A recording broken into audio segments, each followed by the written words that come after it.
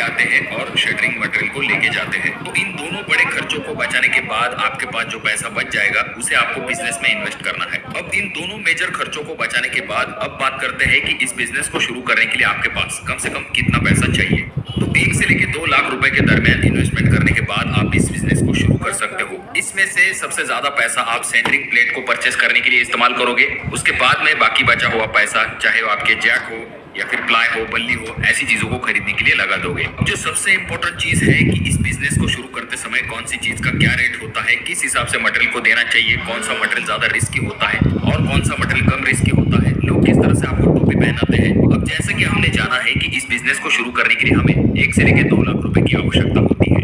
अब ये जानेंगे कि कौन कौन सा मटेरियल आप जो है रेंट पे दे सकते हो। सबसे पहले अगर हम बात करें बल्ली की, तो ये जो बल्ली होती है ये आपको 150 रुपए से लेकर 200 रुपए तक मिल सकती है। अब ये रेट कम या फिर ज्यादा हो सकते हैं आपके लोकेशन अनुसार। और इस बल्ली का जो रेंट होता है वो 3 रुपए पर डे के हिसाब से होता है।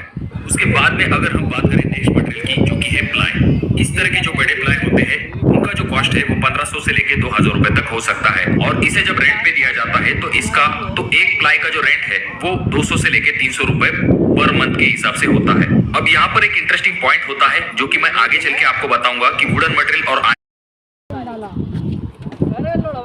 पॉइंट देखेंगे जो कि आपको शटरिंग का बिजनेस करते समय बहुत ज्यादा काम में आने वाले हैं। हम इस वीडियो में ये पॉइंट तो जानेंगे कि कितना इन्वेस्टमेंट चाहिए, आप किस तरह से इस बिजनेस को शुरू कर सकते हो।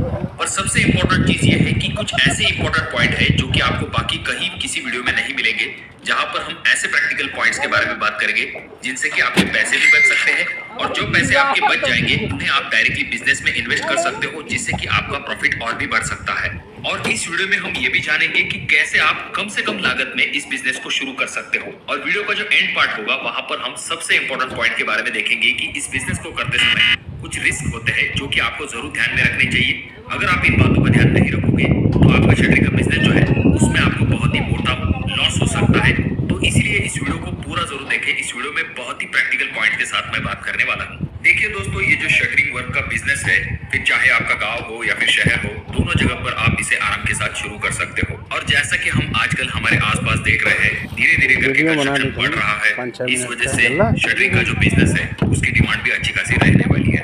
तो सबसे पहला डाउट जो है उसे मैं आपको क्लियर कर देता हूँ। बहुत सारे लोगों को ये लगता है कि अगर आपको शटरिंग का बिजनेस करना है तो आपको